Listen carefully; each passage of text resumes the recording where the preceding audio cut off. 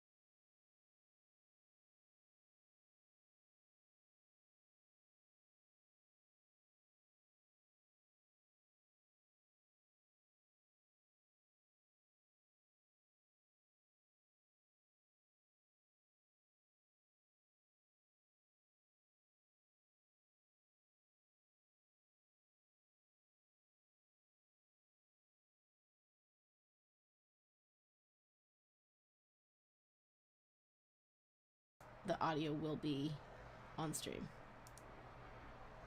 I think. Let me see. Yeah, audio output capture. I think that. Oh, no, there it goes. Oh, okay, great. The audio bar is moving, so I can definitely hear you guys.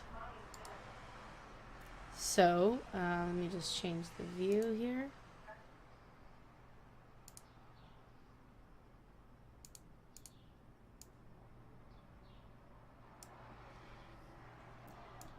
Okay, I have the book up on stream, and we're going to go to Chapter 2, Ritual and Sanctuary, Section 7, Festival.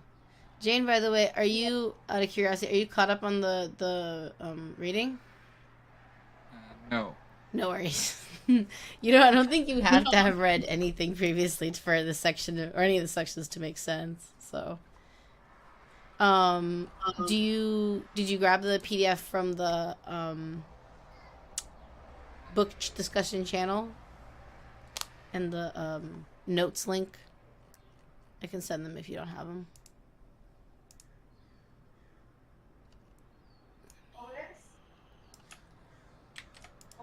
I'm gonna post it in the channel, and then I can definitely hear some background stuff, so if you guys can mute when or do push to talk that way. Awesome. So I love the first sentence of this. The first sentence of the first of the first section of this. Whatever. 7.1 Pompeii.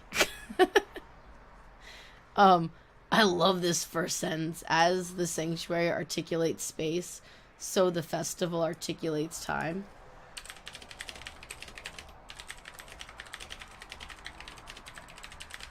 I'm going to try to keep an eye on the chat on the stream, too, because I think we have a couple people hanging out and chilling. Let's see. Grab my notes.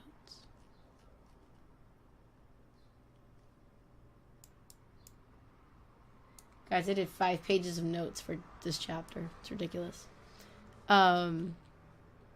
So I love that they said the festival articulates time, because I literally look at my calendar every month and be like, what's going on this month? Like, what's up? Oh, I'm so sorry. Motorcycles outside. I have a bunch of notes for this first section, actually, but I do want to ask, before I steamroll everybody for the usual, if there was anything on the section that you found interesting that let you guys right away what jumps out to me, it's like always interesting to look at how people in like ancient times had more free time than we have in modern society. And like, yes, you think like how many days were put aside for festivals, and you're like, oh my god, I wish we had that nowadays. I agree. We have a lot of festivals. Like, it's a lot. Just like every single month there's like a guaranteed like 4.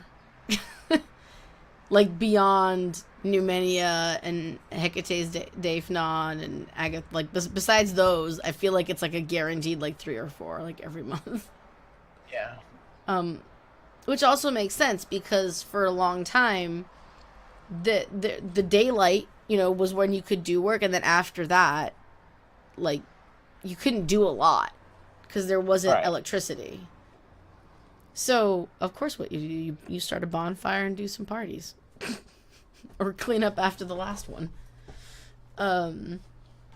Yeah, I agree so very much. There's so many festivals. I do love it, though. I feel like we've lost something because we don't do so many community festivals as much anymore.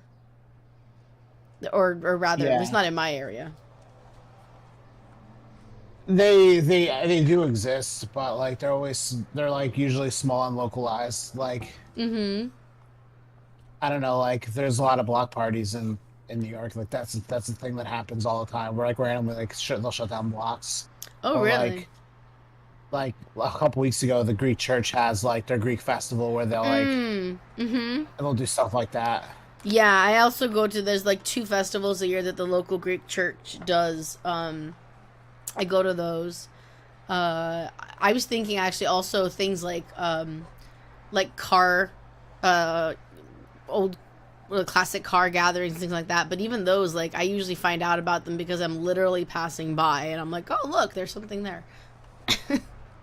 My dad has a 1980s E28 Camaro that he's had since he was 16, Nice. and so he's always at those, so he knows where all of them are in like the tri-state area.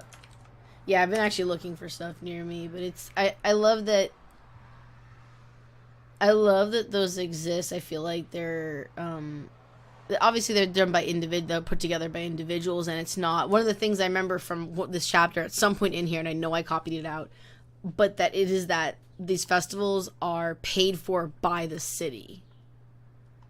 Like they were given money, and so I think it was in regards to the collections, or whatever they called it, section. Yeah, it's actually the very next section, the egg. I'm butchering it. 7.2. But it said that the public cults are financed from the public purse.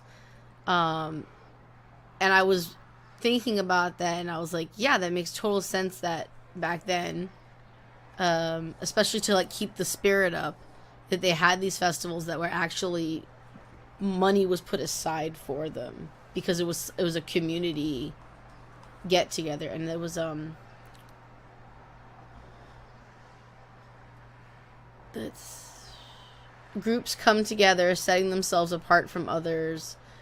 The contrast with normality may be expressed through in mirth and joy, in adornment and beauty, or else in malice and terror.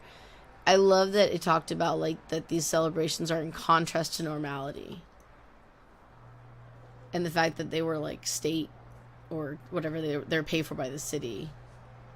It was like, Yeah. Everybody like leave behind the boring stuff and come have a party for a minute. Was there anything else that stuck out to you guys, or that you were like, ooh? I think the history of like going into the specific cults is really cool. So like the Dionysos festival, they mentioned how like Oh, I loved that. they had like the contents were a mystery. And I thought that was interesting because it's like, ooh, I love that. I wonder Yes. and then what else? Of course, they have like they talk about like you can really visualize the procession and stuff like that pretty easily. Yes, we And then they talked talk about that. like the Daphne Floria with Apollo. Yeah, I I thought that was love really how interesting. in depth they went. I agree. Um, I actually have a bunch copied in here from that. Let me see.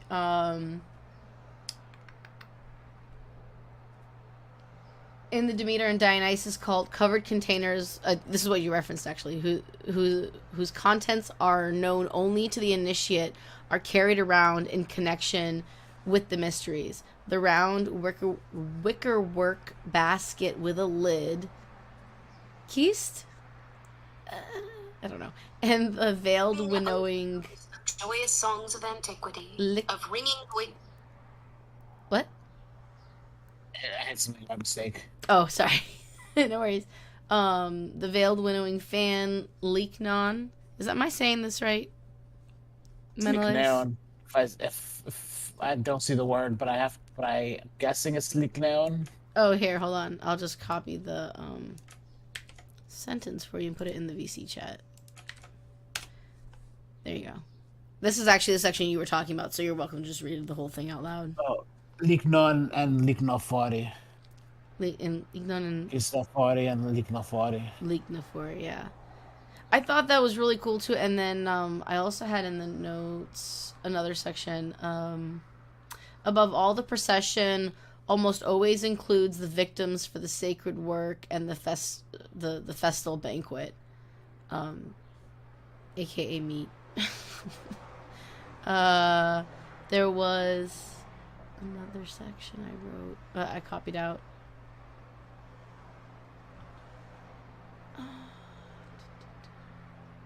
Oh, there are all kinds of I don't know how to say this word. Appurtenances? Jesus. To be carried, and corresponding roles with fixed titles such as basket bearer, water bearer, fire bearer, bull bearer, bow bearer. I love that they went into all the different, like like you were saying, the details of like what is or is not that we know of in the baskets that were in the procession, the different roles. And I love that, like, when I read that, I was like, you get a roll, and you get a roll, and you get a roll. Everybody gets a roll. Like, there's so many parts that it really show them, like, the entire community had to come together to do some of these. Sorry. I thought it was really, really cool. So I totally agree with you. In that same notion, I love that they talked about the length of the procession, and like the path itself was just as important. And they were saying, like, the classical monument, which gives the fullest idea of the great Pompeii, which is Pompeii is defined as the fundamental medium of group formation in the procession, is the Pantheon frieze. I don't know. Oh, it is frieze. Oh, okay, good, thank you. Originally 160 meters in length, which ran around the cella wall of the Parthenon. And so I assume that means that it's one word I didn't look up for this one, even though I looked up like 10 different words, was cella. I assume that means like around, like that they had to walk around the Parthenon, ? Yeah, I think so. Yeah. But it's like 160 meters. So that's, where's my calculator? Calculator app. So meters, 3 feet. So that's 480 feet. I don't know how many feet's in a mile, but that sounds like a lot. It is a lot. So this took like a long time, which goes back into what you were saying. Like, they had a lot of time. Oh yeah. I see. I also, there's a section, the fundamental medium of the group.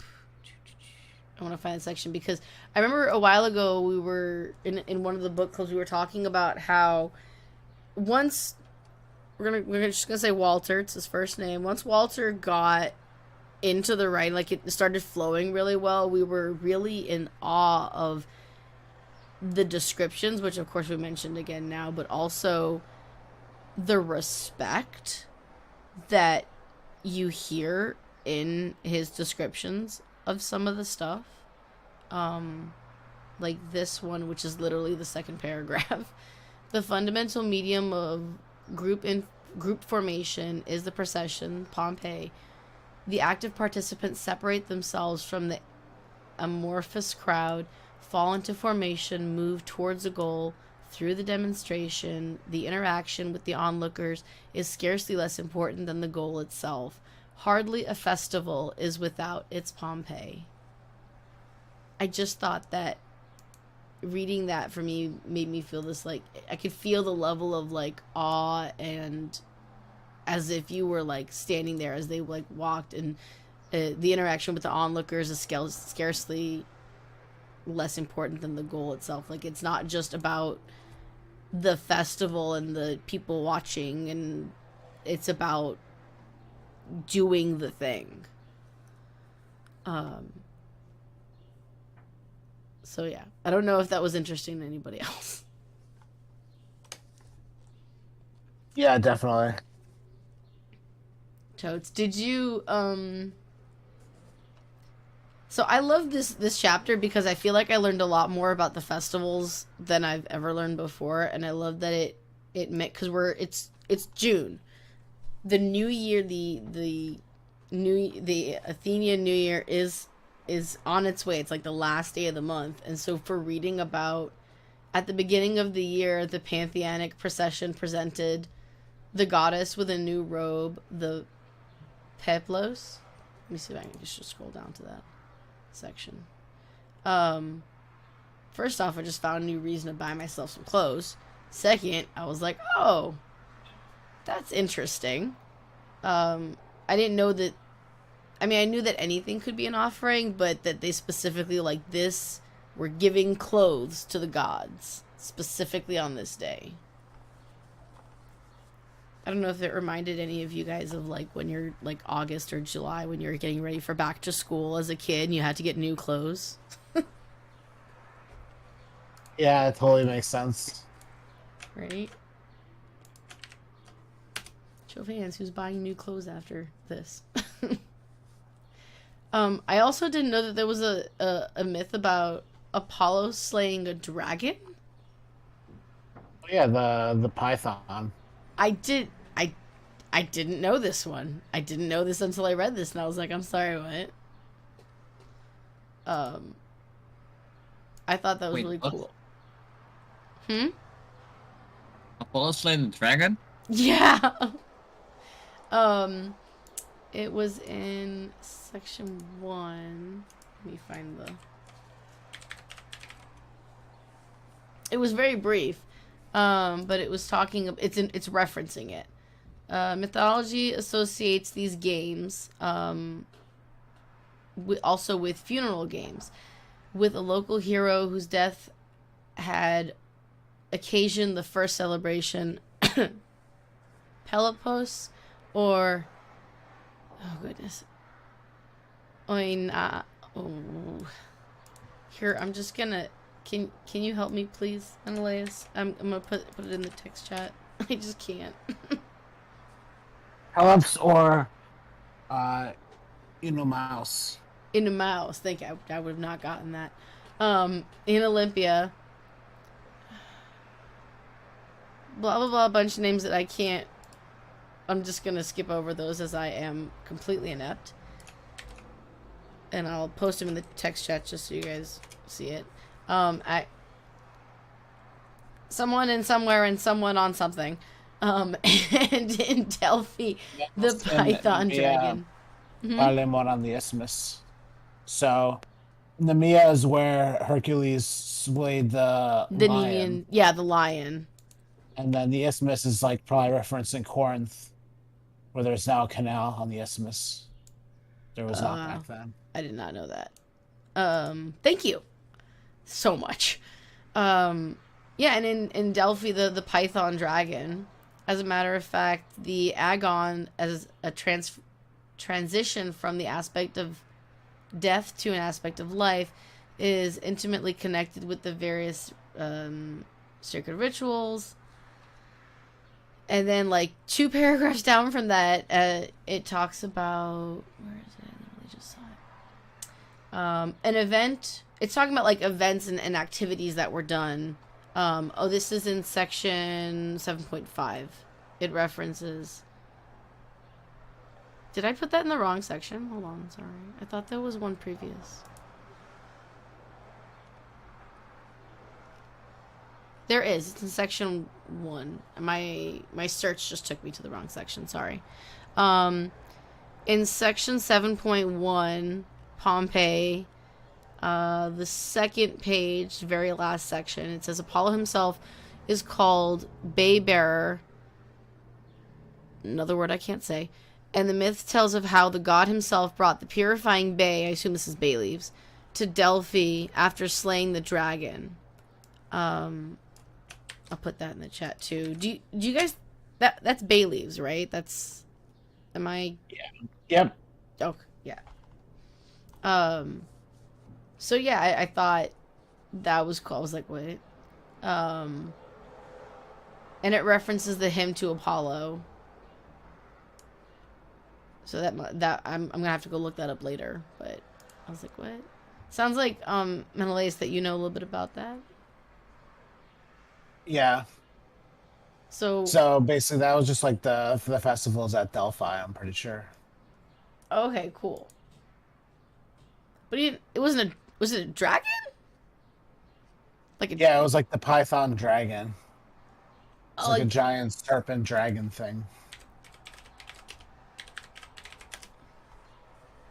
So basically, Apollo slayed that, and that's why Apollo Delphi became sacred to Apollo, and why Oh. you'll hear the Oracle priestess is called like the Pythian, like Python. Oh, see? People know things I don't know. That's cool. I just looked up the picture, and if you just search Python Dragon, I mean, the picture's from Wikipedia, but it's a cool picture nonetheless. I'm gonna try to copy it into the chat, actually.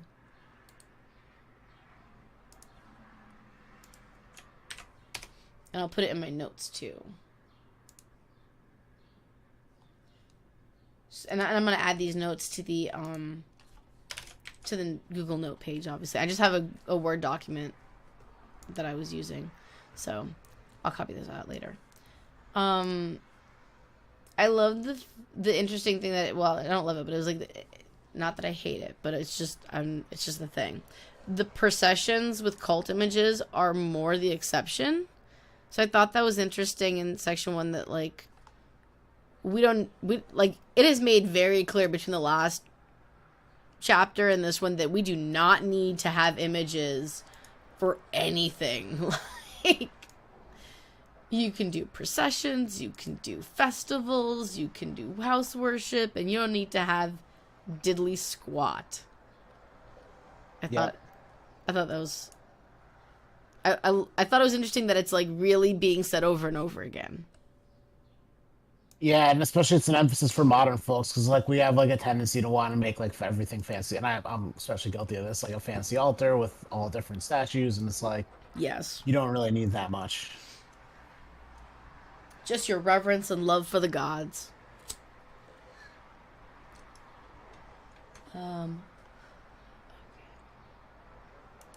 So section 2 also had some really cool stuff. Like I had less for section 2 because it was a smaller section, but I love that it was just, I was like, oh, they mentioned the procession, the collecting gifts, and I was like, is this the beginnings of the collection basket? Is that what this is? Effectively what it is, and it sounds like. That's what I thought too. I was like, what? And I love that it's like the processions collecting gifts are widespread and still survive in some places in European popular culture. I didn't know that the collections basket wasn't the thing that like pretty much everybody did. I thought it was a very, like, it's just the phrase like it still survives in some places. Like, I was like, I thought it survived everywhere. Let's see. I thought it was interesting that and I know that children were part of the festivities in Thargelia. Am I saying that right? Not a good idea. Thargelia? Yep. Awesome. So I knew children were part of it, but I didn't know that this was specifically their like one of their tasks, that the collecting procession, as well as for the autumn festival. Words I can't say. Pinasophia. And it goes in the chat for Mentalize because I can't read things. Pyanopsia. Thank you. Pyanopsia. And it was interesting that the collections sometimes were not, how do I say this? Let me find the section where it's, because I copied it. It says the public cults are financed from the public purse. Collecting therefore appears as a characteristic of unofficial sect. So it wasn't normal. That's it. It wasn't normal to have anything collecting money or gifts or anything. It was not standard, I guess, is really the phrase. I thought that was interesting. What were you saying? Nothing. Oh, sorry. Let me see. And then if you go on, it's like the very last sentence of section 2.3, 7.2, sorry, I don't even know where I got 2.3. 7.2 right here. The true I should probably share my screen with you guys. That would be a good idea. Do I?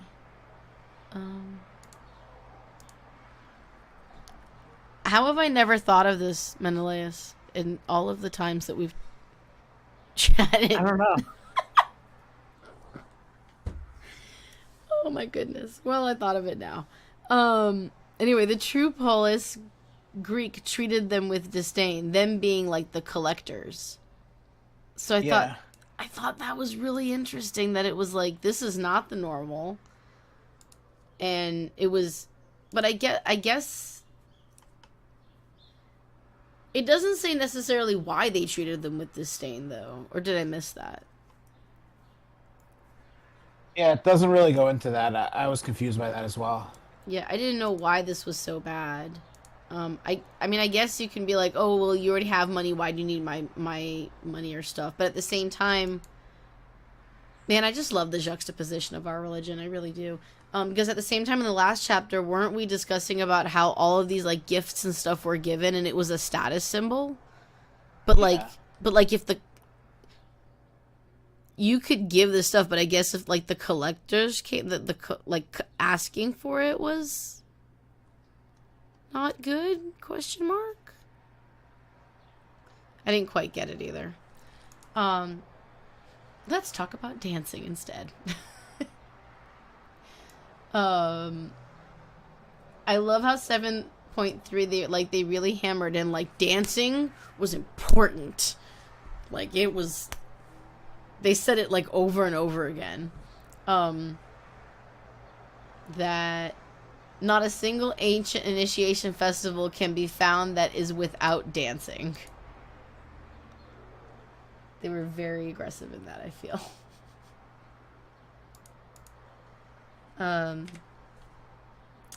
Was there any part of the dancing or the agramos that you guys found interesting? Just so I don't talk forever. What I find interesting is that like the group dancing is still really popular in Greece today, and I'm curious like what the dancing looked like back then and how much of that is like did that Ooh, that's a good question. survive onward. That's a good question. And actually, And I feel like there's someone in our chat, in our server, who would know the answer to that question. But yes, I'll ask them I directly. immediately is Archelina. I don't say her name right. But yeah, I feel like that that they would know the answer to that. And I actually thought about that too, because I'm Middle Eastern and we have a lot of I don't know what they're officially called, but like group like circle dances. Very similar. Yeah. And I was like, yeah, I wonder if these were the same types of dances. Because I also love the idea of like a dance that like everybody knows. I just feel like it adds a synchronicity and a feeling of like maybe more connection at like a party or something, because you all know it, like you're all part of the same thing, you're all like in the know kind of, and it's fun too. So we got some vocab words in this one too. Choros, were a group of dancers and the place for dancing. So is it choros? Am I just making up sounds? No, I think so. Horos is dancing in Greek. Choros, okay. Oh, you speak Greek? Yep. Like, yeah. You're not just well versed. Modern Greek, at least. Yeah, you speak actually modern Greek. Molpoi, is that the where is it? Where'd it go? I'm trying to find where it is. Here it is. In Miletos, there's a guild of singers, Molpoi. Yeah. Is that how to say it? Yeah. Yeah. Cool. We got quite a few vocabulary words in this one. We have like, and there's the crane dance. So back to what you were saying, Menelaus, I want to know what that crane dance looked like. Right. I might look that up later. But it says, it doesn't seem funny because it says with torturous labyrinthian movements, and I don't know what that is, but I definitely am gonna post that in the server later and be like, can someone elaborate on this? I think it's like moving like in a maze, like as if it's a labyrinth. Oh, like maybe like zigzaggy or. Yeah, kind of. That's what I thought. That's how I read it. I could see that for sure. I love that it was like, oh, the maidens and the youths from Athens invented this dance together with Theseus after escaping from the labyrinth. I love that this dance is rooted in one of our myths, in one of the well-known tales. I don't know, it just made me happy. And because I think we have a lot of interconnectivity in Hellenism. Right. Let me make my notes a little bigger because I'm freaking blind.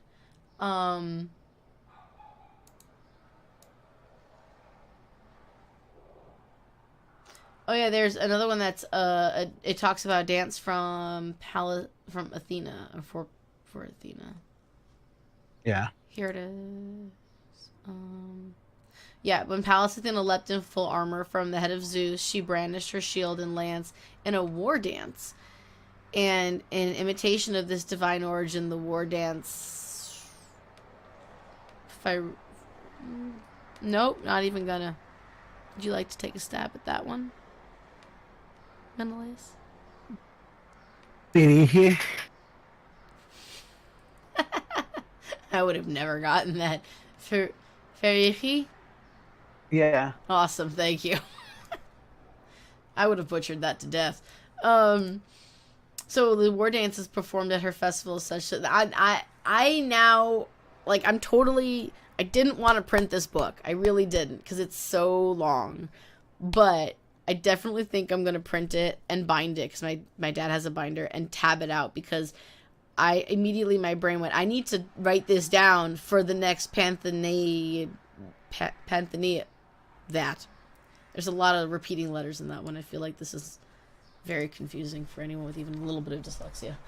But for that next festival, because I learned so many things in this chapter about various festivals that I feel like I need to, like, keep the notes, and be able to refer back to it. And I definitely want to look up I'm gonna look up on, like, YouTube or something, see if this dance is anywhere. I love this section. Let me see. The very last chapter, like the first few letters. Although the names and basic rhythms of the dances are traditional, the cult in no way demands the repetition of ancient, magically fixed hymns. On the contrary, the hymns must always delight the god afresh at the festival. Therefore, for dances and hymns, there must always be someone who makes it. The poet, the poetess, whatever. I love it because what I got from that, and please tell me if you guys think I'm incorrect, or if you guys got something different, that we don't want to repeat the old ways all the time. We want to come up and have new takes on things. Is that what you guys got from it? Yeah, I think so. I think that totally makes sense. Yeah, so now we all have new homework. We have to go home and make new myths. Hymns. That's it. We all have to do that now. I love this. So it highlights the fact that Hellenism is a living religion. It's able to be updated and brought into the modern world. Yeah. I feel very vindicated after this chapter, I have to say. As someone who's not great at I'm very casual in most of my worship. 7.4. we're gonna put a little warning. There's some adult topics, very briefly discussed, but still. And can you say this last word of the title, if you wouldn't mind, Menelaus? Astrologia. Okay, is that the word that means making fun of people? Because I don't know exactly what that means. like half of this chapter was about making fun of. This section was about making fun of people, which I love. But it comes after the more Foul adult stuff. speaking, low and obscene speech. Yep. I thought this was funny and kind of mean, but there was a lot of talk about making fun of people. But first the masks. Oh, hey, hi. Greetings. I love my icon in this. Great. I also love your icon. No one else can see it on the stream, but I Oh, really? Oh, oh yeah. Nice. Right. Because there's probably so many people. yeah, Whispering Herbs, BT Dubs, we're streaming. Nice. Cheers. Okay. You want me to call you Whispering Herbs? Oh, actually, Alex is fine. Either Alex. one, whichever. Yeah. Alex! I just remembered who you were! Shit! Nice to Greetings. see you, dude! Thanks, man. So we're talking about, we're on section 7.4. It's streaming, you guys can see it. I don't know if you got to read it or not, but you can look at it here. And then we do have a notes document, which is, you might have to scroll up a little bit, but it's in the VC chat. Text chat. Okay. So yeah, so masks, phalli, and can you say it again, Menelaus, please? Astrologia.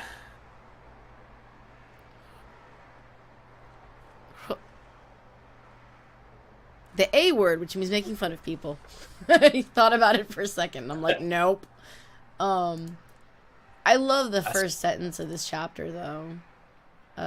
Masks, the most ancient means of surrendering one's own identity and assuming a new extraordinary identity, come to the Greeks through various traditions. Like, well, before that last bit, but just that surrendering one's own identity and assuming extraordinary new identity or new extraordinary identity. Just, I don't know, that just hit me. Yeah, likewise. It's just a beautiful phrase. And then we also got tons of vocabulary. I feel like one day I'm just gonna be like, yo, Menelaus, do you want to just record a bunch of words so we can publish them? Because I can't. So we got Toroi. Let me find this. Davri, it's balls. Davri. Tavri. Is that the Tauroi? Yep. Wow. Yep. Would not have thought of that. So the OI and sometimes you'll hear it read as Toroi, but like in modern Greek it's just like an E sound. So when I read ancient Greek, I just kind of read it like it was written in like modern Greek. Got it. So that's where the distinction comes from. Thank you. Yeah, so we have the Toroi. I messed that up, didn't I? We have that one, and we have I highlighted it. Can you read it, please? Poloi. Thank you. Poli. I'm sorry. I feel like I give you just the job of like saying the words. I feel bad. It's good. Makes me feel needed. I was confused by the next one though. The priestly groups of bees. Yeah, What? and so Melisai is just like bees. That's literally what it translates to. Oh my god, I just got Melissa's name from Hellenion, Melissa of the Bees. Oh, what? Oh, that's cool. And it's also in the Aturi forest, all of the smaller people, or the pygmies, they have all of these words that are like Maligi and there's like 3 or 4 words that are so similar to that all mean bees or honey or like queen bee, like your mom. I love that your mom is Queen Bee. That's great. Yeah, I think one is like calling your wife honey as like a term of endearment way back in like the pygmies of the Aturian. Aw, Yeah, that's so sweet. so it's cool to see that etymology here. I'm not surprised that you know that.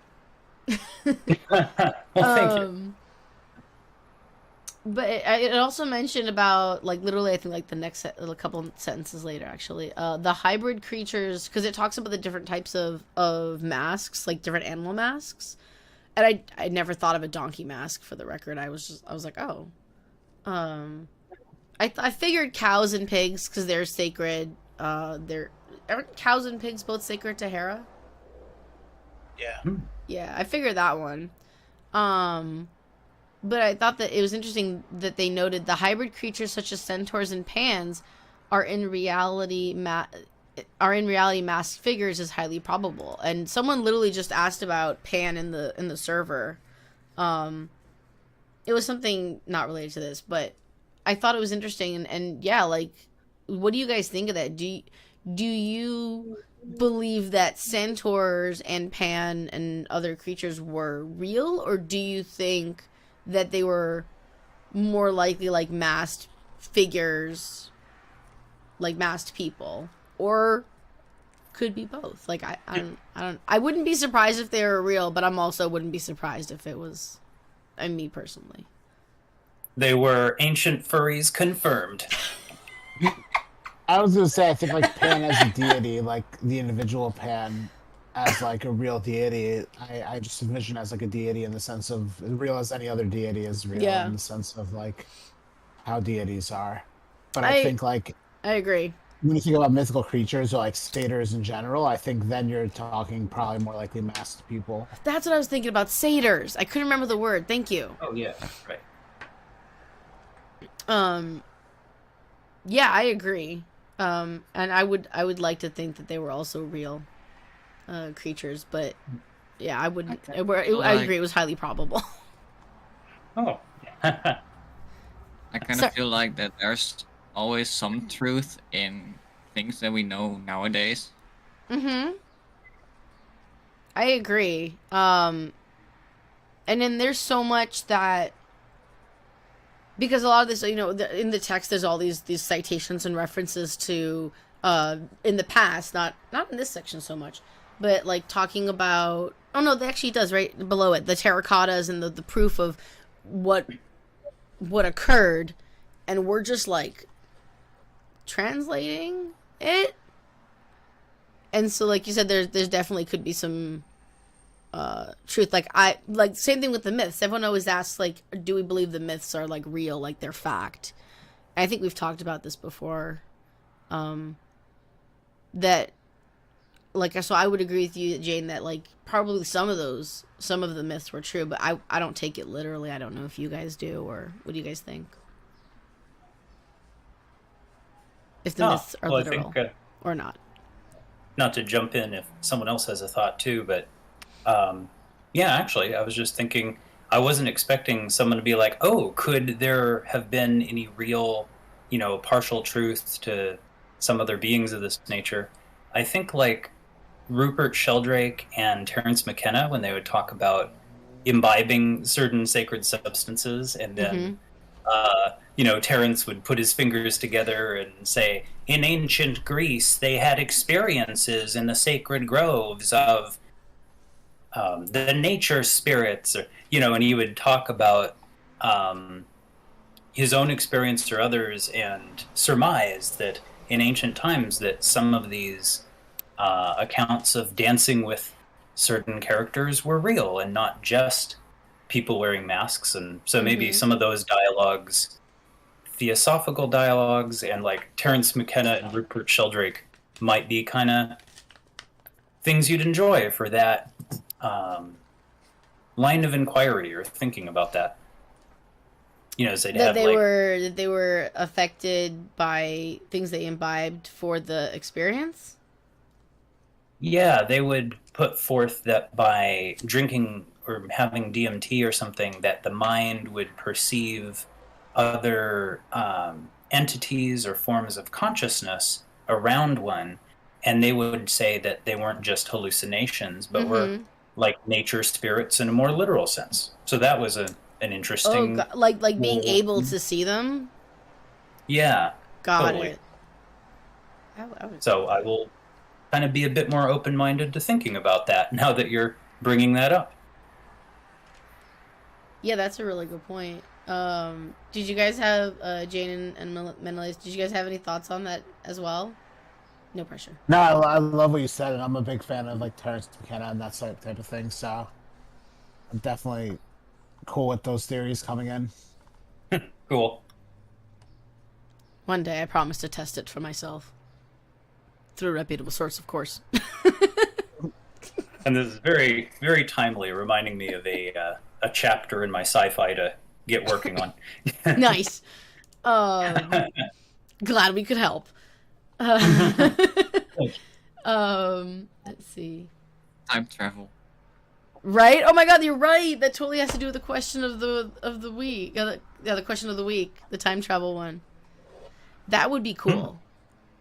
I actually, that's a good reference, Jane, because that is something that I would like to. I would take the opportunity if I had time travel to go see like, how much of this was real, you know.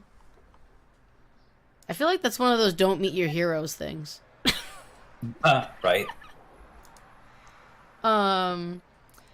I was interested and intrigued by the notion of the, let me find it in the text, the grotesque masks of old women were found in the spheres of female deities. It was a very interesting thing to me that there was very specifically grotesque masks of old women. Did you guys have any thoughts on that? Good question. Yeah, that is interesting. It's funny, I'm not fast enough to mute two mics, so half the time I'm muting you guys from hearing me coughing, and the other half the time I'm muting the stream from hearing me coughing. I do like that by representing, the grotesque masks, representing some of the traits, it's like honoring or still treating as sacred, even when we get ugly with age. I agree. That was one of the things I was thinking about it, actually, that it was honoring that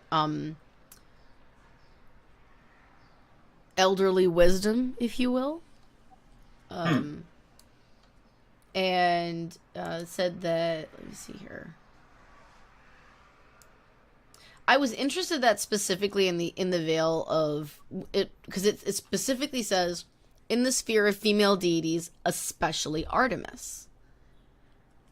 But Artemis correct me if I'm wrong, because I'm not sure that, I know Artemis protects young women, but I've never heard of Artemis protecting older women. Not saying that she couldn't, but it's just, anyone have any thoughts on that? Because like, I don't, or has anyone heard of Artemis also in conjunction with elderly women? Yeah, it's new to me. I wonder if it's like a Lady of the Beasts kind of side of Artemis. More connected to that. That's interesting. I didn't think of it that way. Mm-hmm. Sorry, Menelaus? I was saying that's interesting. Yeah. Sometimes in some areas there's so much great, amazing detail, like you were saying, Menelaus, where you could like see it, and in other areas you're like, give me more information. It's like, come deep dive on this. I'll get stuck on Wikipedia. Yeah. I'll like 3 times and get lost in something else. I just thought of it. Maybe they mean like in a way of savoring the young female spirits when you're older. Oh yeah, like being a child at heart. Yeah. Yeah, totally. I did not think of that. Kind of like when a child is wearing their mother's heels or something. Oh yeah, that's great. Oh, I love that. I'm just gonna type it in my notes so I don't forget to copy it. Or if you are in the notes, if you can write that down. I didn't open that. Hold on. Okay. Save. Oh, thank you, by the way, for that. Yeah, that kind of deepens my understanding with this whole masks and procession. Yeah. Yeah. And it was very specific that it was interesting. It said that the masks were properly made of wood, so that the wearers were called another word that I'm gonna avoid. Here it is, right here, right after the citation for 49. And it was also interesting that men could also wear the masks of ugly women, which I was interested in that because it's just interesting because I know some rites and cults were specifically men and specifically women. And I know there were a lot that were specifically women. So that was just interesting to me because I know that didn't Artemis have a cult too that was specifically women? Yeah. Yeah. So it was interesting to me that it was like, but also men. We love them too. I just thought it was very interesting to me that they were also included in the rites, especially for Artemis.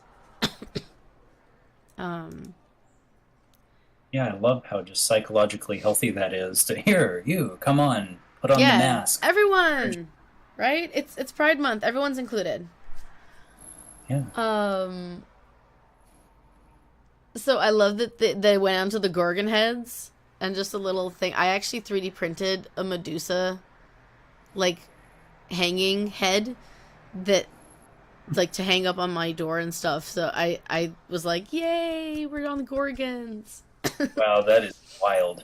But it was interesting because it was talking about the earliest Gorgon heads had, like, wild tusk-like fangs. As opposed to the jutting teeth that we're used to. The down jutting as opposed to, like, the tusk-like. Which is more, I guess, front facing. And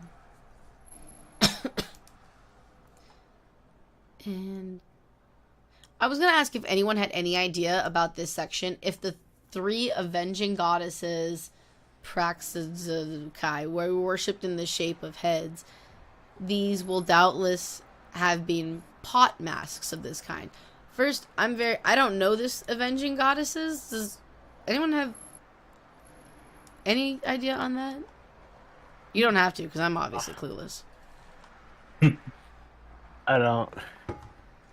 No worries. That's probably something it's in my notes to look up later, because I was like, what? But I always want to put it into the group first, so.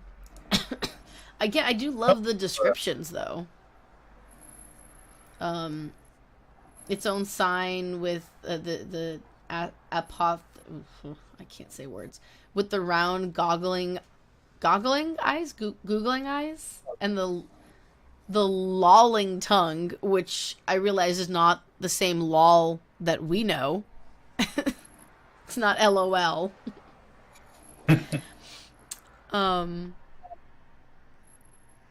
Did anyone else have any thoughts about the masks before we go on to the phallic section?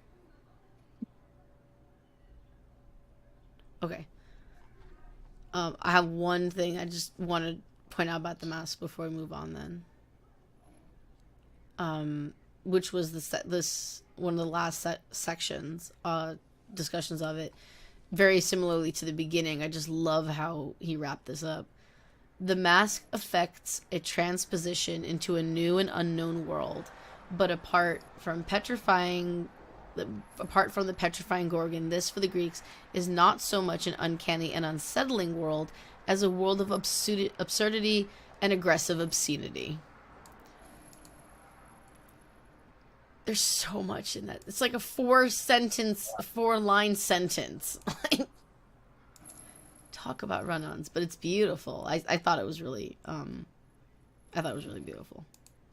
Also, I find it very interesting, just relating, because in the, what was it called? One of those books that I had linked in the resources, Mm-hmm. it was the Discovering the Religion of the Earth. If you word search Gorgon in there, she brings up what I think were ancient tribes of Libya. Oh. And, yeah, like relates here's the way that certain warrior women or warrior shaman women would dress with this certain mask of the Gorgon mask and a sacred snake in a pouch on their belt. Oh. And I had just Googled this word when they were talking about the masks here in this passage, I think in the last page, it said they're apotropaic properties. And so I was like, what is that word? Oh, that was the word I skipped. Yeah. And so I Googled it, and so it's that concept of like Google eyes and tusks, and just like just like these dancers in Bulgaria, I forget the name now, but they're renowned for having these huge furry monster costumes where they try to look really scary to scare off demons or to ward off any bad vibes that might come with the winter. And and kind of like those masks or heads you'd see in Hindu religion to ward off evil spirits, or maybe it was South Asia. Like, once again, this seems like an example of, here was an ancient making masks to scare off, to out-scare creepypasta bad spirits. Yeah, I heard about that one in Bulgaria. It's like one of the last surviving pagan rituals in Europe. Yeah, the kukeri or something like that. Cool. Cool that you know about that. Yeah, you guys are way more high academically. I thought about Halloween. Thanks. Right? Yeah, I wonder if... It's amazing how many cultures had that notion of we gotta be scarier than the other guy. We gotta outscare these bad things because but it also it's interesting because what I didn't think of it until I just said it just right now. But that's what you do in nature. The cat, like cats, when they get scared, the reason they do that archy thing with their back is so that they can make themselves look taller. And that's one of the ways also you scare off, you make yourself look bigger and scarier than the other animal, and in hopes that maybe they won't eat you, and they'll get scared and run off. Yeah, I love that, the elegant simplicity of that insight. I was just writing down that note of like, in nature, things, to remind myself of the origins or trajectory of that practice, that cultural practice. I love how much of our practice is interweaved into like each other, like just so many other things. It is, I don't know, it just kind of reiterates that idea that not only thing is connected, but that we are all connected. Like you're saying, these are traditions from a completely other country, right? That I didn't know anything about. But yet we're all doing this kind of the same thing. It's like some of those ancient migrations are probably part of the diffusion of some of those practices, the cross-pollination, but then, probably a convergent evolution, too, of a mix of the two. Well, we started the book in the beginning of the book, correct me if I'm wrong, Mentalize, didn't it start off talking about the ancient Minoan culture, and one of the things was like how everyone was sort of like Dionysus was just like, I'm here now. And, yeah, that pretty much was how it was like. I love my very eloquent description of things. We're here now. I like it. Okay, so it's 7:15, so we're gonna breeze through. Phaloi or phallic objects. So Dildos. Yeah, dildos. Sacred dildos, though. I was about to say sacred dildos. Which is actually the first part of that, which is where is it? That is the first time I ever heard the word sacred dildo. Welcome to Hellenic Herald. Hold on, I want to try to find this exact so I can make sure to show it on screen for you guys. Find I always like this aspect of, especially with matriarchal cultures, all of the putting penises everywhere. It's like celebrating the. It's like when you really care about your sons and your husband, and you want them to feel very accepted and applauded. Wait, wasn't there actually? I think in this section. Here we go. Oh, because it starts off with literally the last sentence I was talking about bleeds into the section on phallic things. There are many variants of the procession with giant false. Am I saying phalli right? I don't know. Yeah. Okay. The wearers of these massive membra must conceal their I don't know what burgolis means.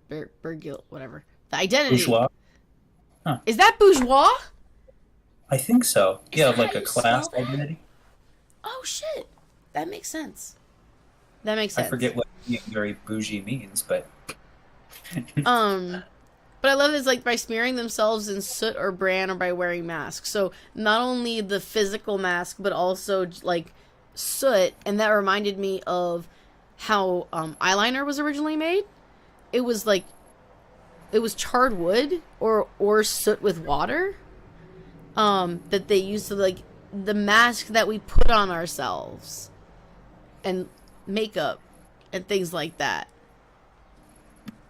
That was my first thing that I thought about when it came to this section. So I don't know if I'm taking that too far.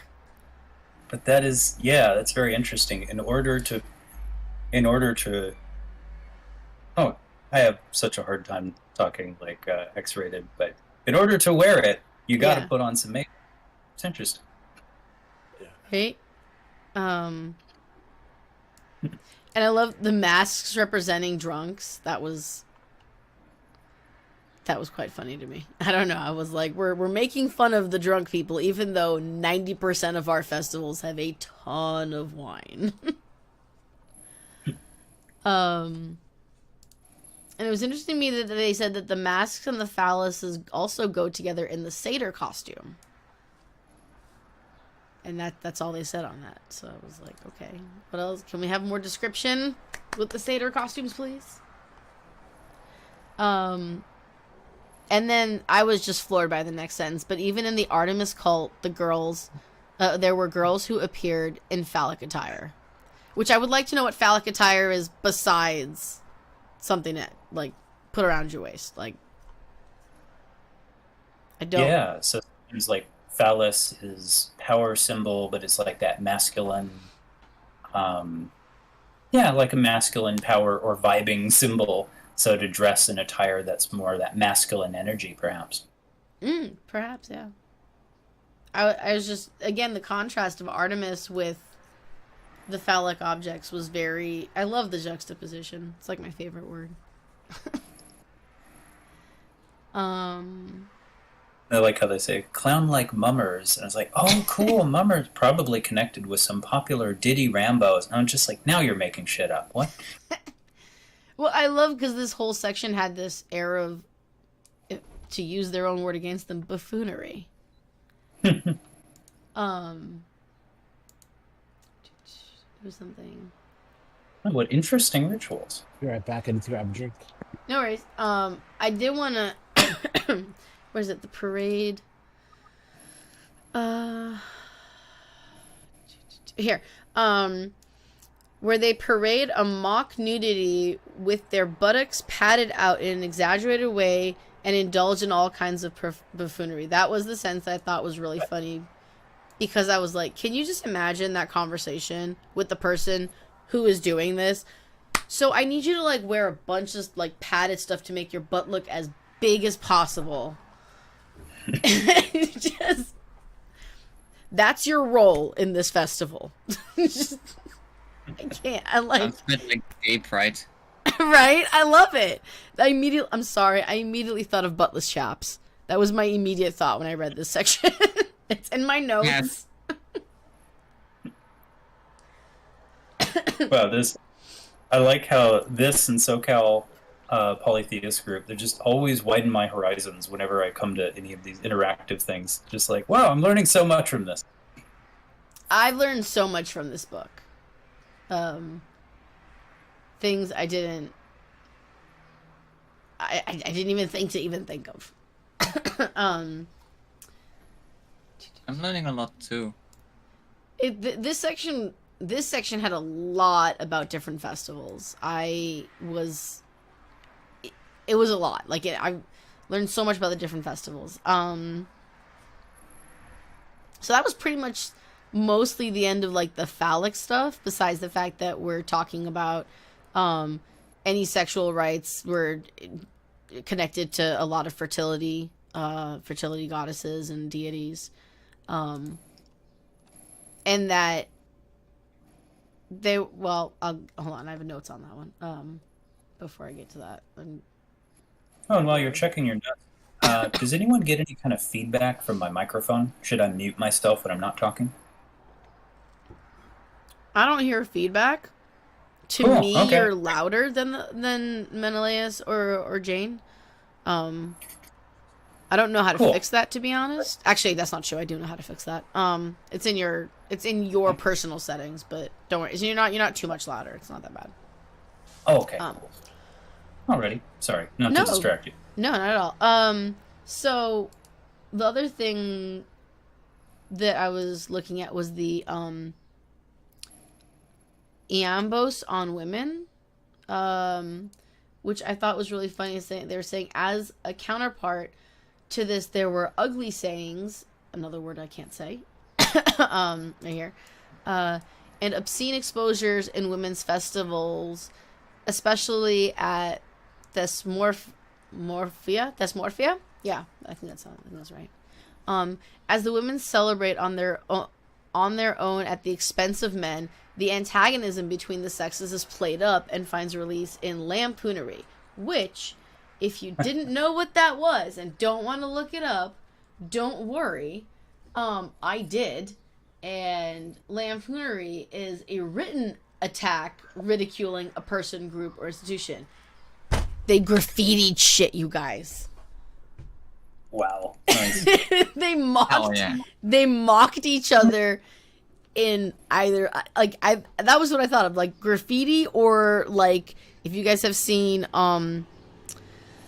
Hamilton, there's a scene in there where Hamilton and Burr are writing letters to each other and being like, here's all the things that are disagreements, and I was like, oh shit, like that's like, can you just imagine, like, you learned how to read and write, and what you decided to do with it in a time where not everyone knows how to read and write, is to mock other people. And I love that it's also literally in the texts that have survived. It's not, so the first thing that comes to mind is not anything Greek, but the Earl of Rochester was ridiculous, and then a lot of Victorian writers were ridiculous in mocking the crown, and it was not veiled at all. It was very obnoxious, and some of them literally were in their poetry basically saying that the king has a tiny dick. Like, it was really bad. It was but I thought that this was I was like, this has been happening forever. And the fact that it's in the festivals, like, all right, guys, if you have any beef with each other, now is the time. I was literally laughing my ass off at this section. It was terrible. But I thought it was also cool that it was a name for mocking songs on such occasion is Iambos. Did they rap battle each other? Like, what? Or like the ancient Greek version of rap battle? Like, I was like, what is this? We can only imagine. And maybe write fanfic. Mm-hmm. That's a good one. Yeah, I only hope it was even like half as entertaining as I'm imagining it. That's all. That's all I want to be true.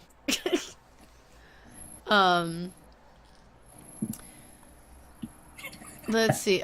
Which I love, and they even went on to it saying, like, which tears the opposite sex into pieces type by type. I don't know what type by type means, but again, like, tears the opposite sex into pieces. Like, I really wish they had written some of the shit down, because I genuinely want to know what an ancient Greek diss sounded like. It's all I want from this section. Let's see. And there's another section, men and women. Where is it? I copied it.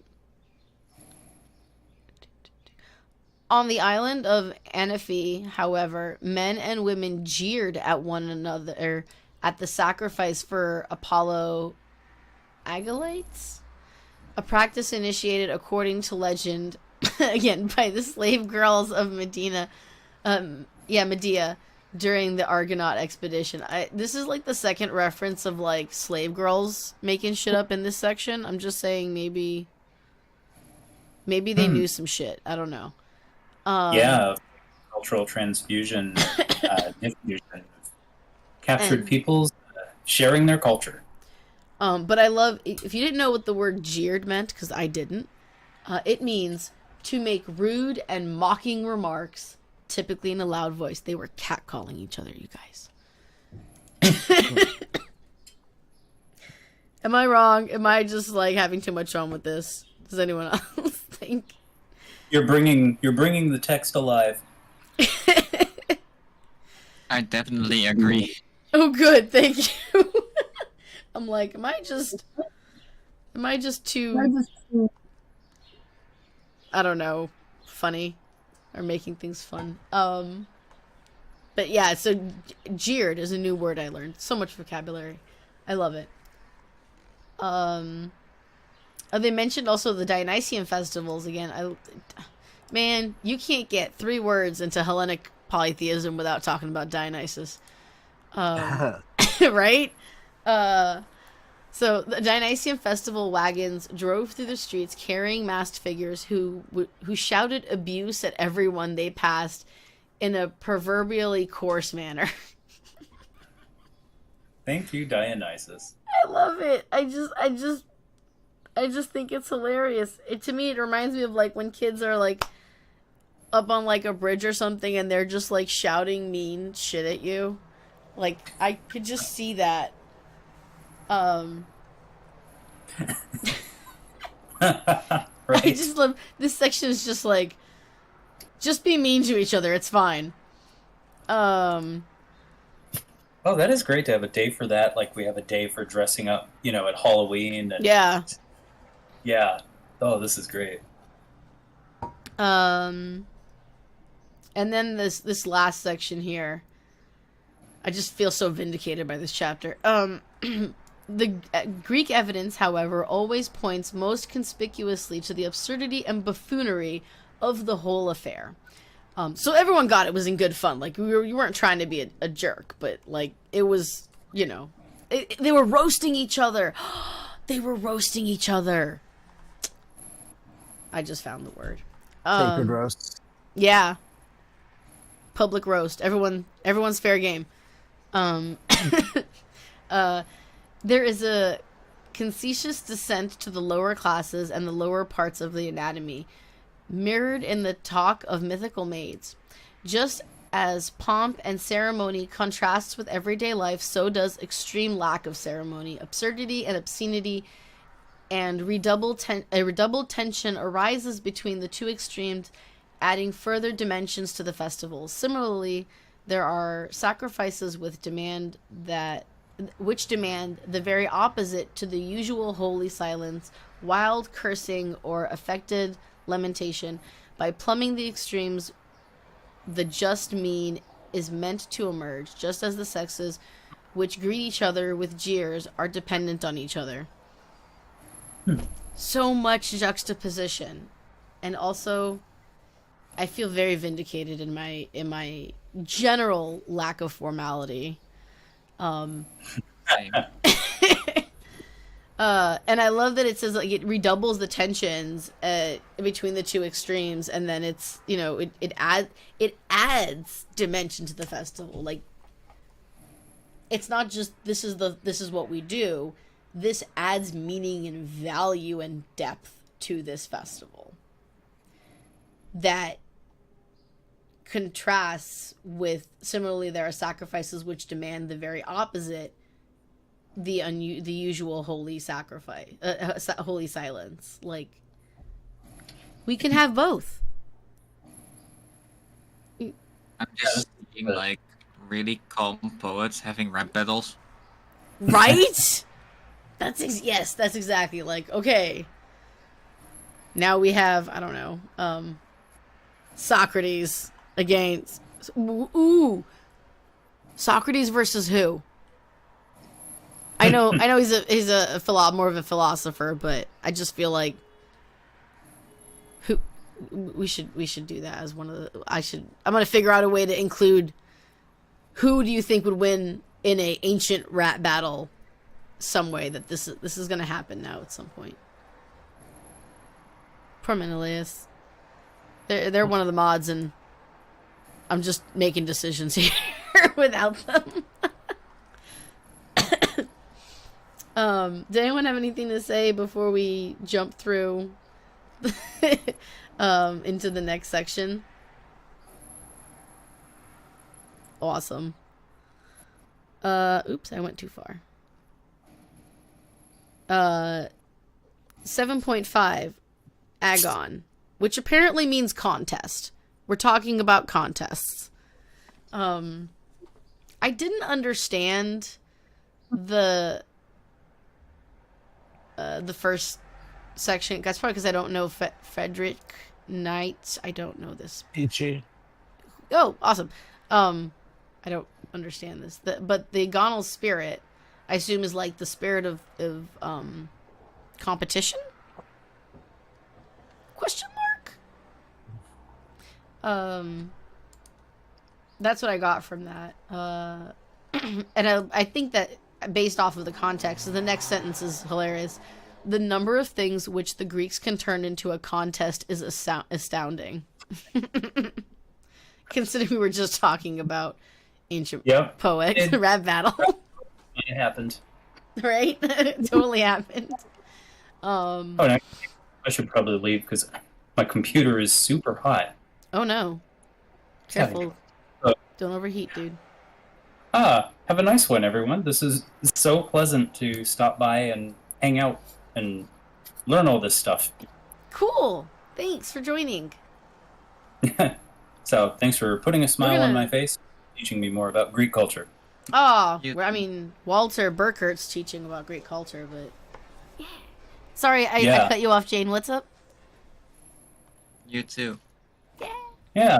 Thanks for... Yeah, nice to meet you guys, too. And I love that moving little GIF. It's great whenever you... What moving GIF? Oh. Yeah. Yeah, Janie Bean is, just the raising the cup to drink out of it whenever he talks. I love that. I like how, imagining the future, just as technology progresses, all of these little ways we'll have to express ourselves, just getting more and more visual. I just saw it. Yes, every time I talk, I just take a sip of tea. It's so cute! I'm happy I pointed that out for you. Yes. I love it, yes! Yeah, that is so great. Oh, all right. Have a good night, everyone. Good night. We actually usually finish like in an hour, but I just had so many notes. Yeah, okay, so 7.5 Agon. I did not notice the cup thing until he pointed it out. It's awesome. I forgot. I love it.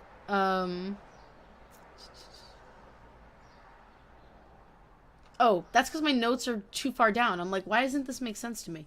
I was looking at the notes for 7.6. I was dumb. Yeah, the number of things that the Greeks can turn into a contest is astounding. I love it. And they talked about in Levos, there's a beauty contest for girls. Ironically, in the sanctuary of it's Zeus, Hera, and Dionysus. What did we say about Hellenic polytheism and Dionysus? Just throw a stone, you'll hit Dionysus. Let's see. And I love that it also mentioned that it seemed to mirror the myth about the judgment of Paris. Again, I love how everything just weaves back into each other. All mirrors the myths. Mm-hmm. And then... Oh, I gotta... It's interesting that the music stuff is, of course, Apollo and Dionysos. Yes. I was not surprised that it was Apollo. And again, Dionysus just... Everywhere. Everywhere. Great at parties. Sorry?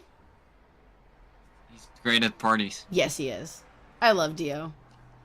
Yeah, and then they talk about in Athens, it was the comedies and tragedies for Dionysia. And at the Pantheia, rhapsodies with one another in the recitation of Homer. And then there's also funeral games.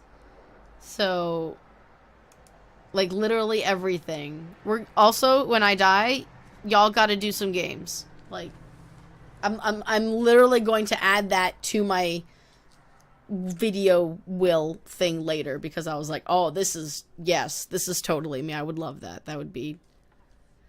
And I love that they have funeral games, because it wasn't, although it was somber and stuff, like, there was still, like, a celebration. I love that. Right? Let's see. That's all I had for the 7.5. Did anyone have anything else that they thought was cool and interesting on 7.5? It was kind of a short section. It was like 1.5 pages total. Surprisingly short, given the Olympics originated in Greece. I thought so too, actually. I was like, I feel like there should be more about contests. Also, I would like to know, like, I wonder if there's maybe, I'll have to look in the table of contents. I wonder if there's more on it later. You read the book. Is there more on it later, Menelaus? I don't remember it. No worries. Because I was like, yeah, like, it is really short, considering. But moving on, because we are also already, like, way over. But there's also 7.6, The Banquet of the Gods, which I loved. It was also a fairly short section. I didn't understand in the beginning here, this, the contrasting, I guess, with the bed of twigs. I didn't understand that for some reason. I didn't understand what the bed of twigs had to do with the banquet of the gods. With the meal and the feasting, specifically. Did anyone... Yeah, I don't know. It seemed really random. Like, I get he was describing the stuff as, you know, which I love, but I was like, I don't get this. And it was interesting that it was talking about the improvised hut, which is misleadingly translated as tent. Like, that section to me was really important, because that's a very, like, who cares whether it's a hut or a tent, but the fact that this small thing has been mistranslated, to me, I was like, this is very representative of how even a small mistranslation can affect how we think about it, because if you're thinking about a tent in a festival versus a hut, you get a different feeling.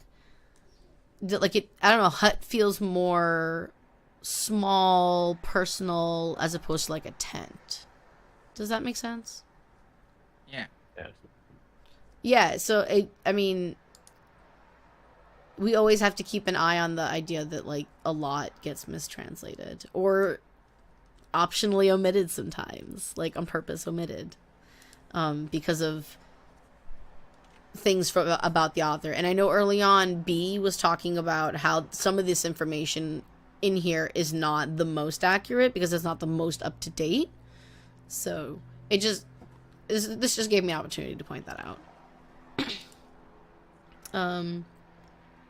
I found it was interesting that for the gods to be expressly entertained as guests at a meal is the exception, but there's still a number of festivals for, like, their special character.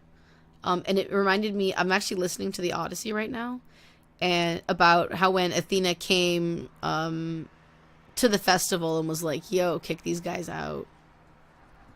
Like, physically came, I think, represented as an old man, if I remember correctly, at the festival?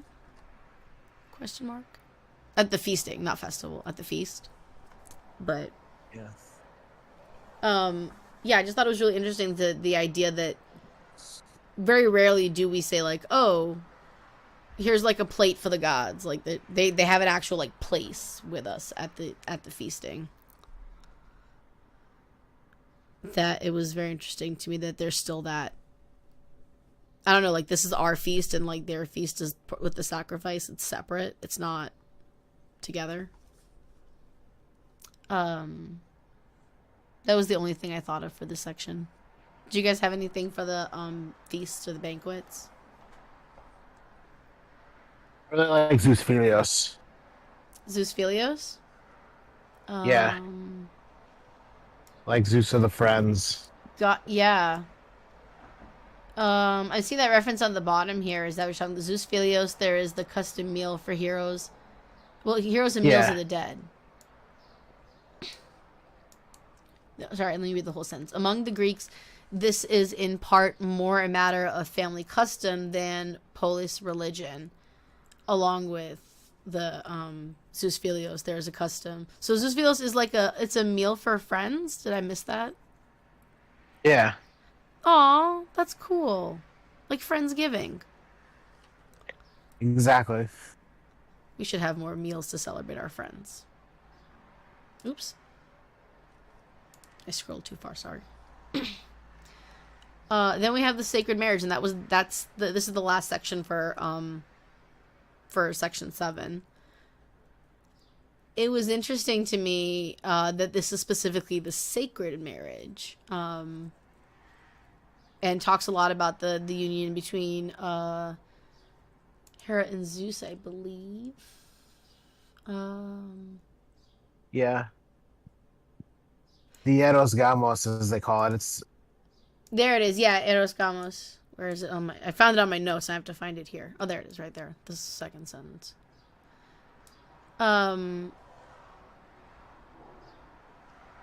So I don't understand what evidence is scanty and unclear. Is it talking about this specifically referencing Hera and Zeus, or did you guys get that? nah. Yeah. Well, I'm glad I'm not the only one. Yeah, I was confused, like what they meant. They have very little evidence because he's like, there's a lot of evidence about this like specific rite, right? Yeah, and then he's like, "There's not a lot of evidence." Confusing. Yeah,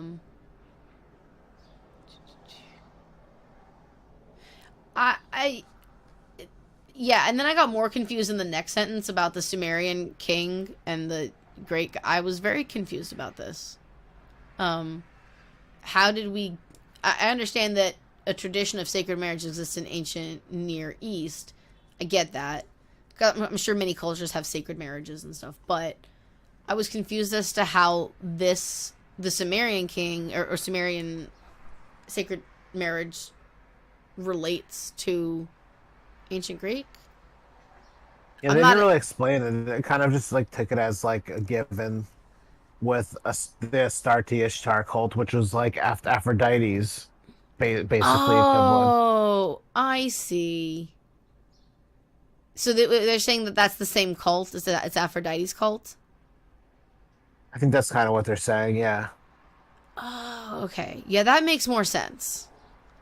I didn't understand, because I'm... we all know I'm not good at history, or keeping things in my head half the time. But, I didn't put together that Aphrodite and Astarte are the same thing. The Ishtar Astarte cult. I didn't put that together. Thank you so very much. That makes so much more sense. Well, let me go put that in my... and then I had another question on this, which may open Pandora's box. Can you marry a deity? Is that... I mean, I know, like, committing to one... To a deity more than others, like that, I've heard of a lot. Outside of God spousing, which is its whole other thing, but is that it? Thoughts? Like, onto what they meant as the, like, quite different is the idea, like, for example, of the marriage of the Sky Father with the Earth Mother and the Thunderstorm, and also of the Sumerian king, referencing back to that Sumerian king becoming the lover of the great goddess. Thoughts? I was like, is this... I don't know. No thoughts are also fine, no pressure.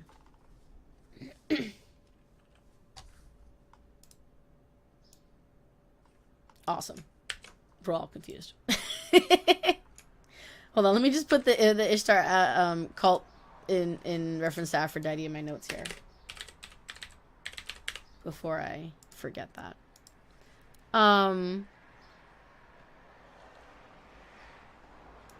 I really liked this sentence, and also it gave another insight into another one of our festivals.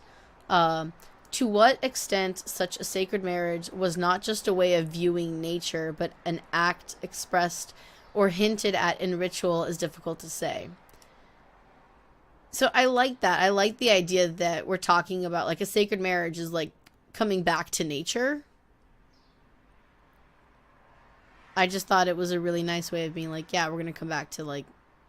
Is that what you guys got from that, or did you guys get something different? Somewhat what I got from it, yeah. Okay, cool. And then then the next sentence talks about Theogamia festival, and in Athens the marriage of Zeus and Hera was celebrated towards the end of the winter in the Theogamia festival. Am I saying that right? Theogamia, yeah. Awesome. Theogamia. The emphasis on the wrong syllable, as is my constant problem. I thought it was really cool. They referenced back to the Neolithic traditions and how that we found the plowing and sowing and of harvest, of farming and procreation to be the connection between harvest and birth. I thought that was... Because, like, life... In one of my fitness workout things, the lady says, like, life has this cycle of, like, of birth, and it just made me think of that. Like, there's the cycle to life, and everything kind of has the same cycle, if you think of it, of it comes to being, it grows, it goes to whatever it needs to go through, and then it dies. And that's just, I don't know, that was where my brain went with that. I don't know if that's interesting at all. We're completely out there.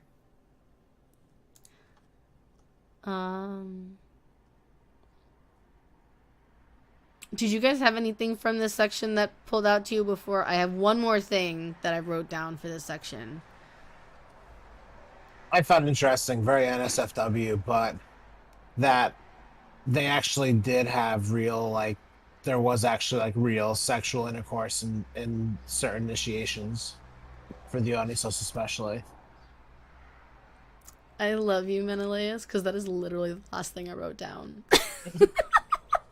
I literally copied the exact paragraph, which you're referencing. In the domain of Dionysus, the sexuality is less veiled in some forms of Dionysus's initiations, at least, just as in their Gnostic sects. The real sexual intercourse seems to have taken place in particularly pederasty, I don't know. Pederasty, which is not a good thing. Yeah, I didn't think so.